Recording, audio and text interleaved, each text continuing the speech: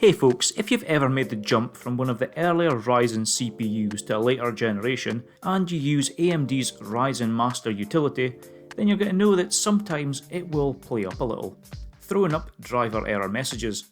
Sometimes launching the Ryzen Master Utility, even after uninstalling and reinstalling, gives you the message that Ryzen Master Driver has not been installed properly, followed by a message that driver has not been installed with an exclamation mark. Now, this can be very intermittent, and that was certainly the case for me when I installed a new Ryzen 3 3300X to replace an older 1st gen CPU. Thankfully though, it's a really easy and quick fix.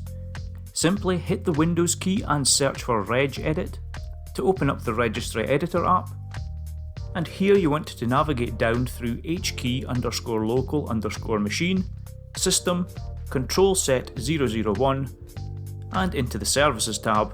And while in Services, you want to find, in this case, AMD Ryzen Master Driver V13, which relates to the older 1st gen CPU I was previously using, and simply delete it.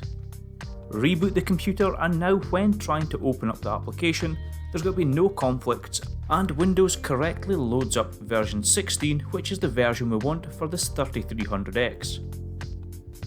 Quick, painless, and now you can get back to tweaking your Ryzen CPU to your heart's content. Hopefully this video will have been a little bit of a help if you're encountering these Ryzen Master driver issues. But I'll just say take care, and I'll catch you in the next video.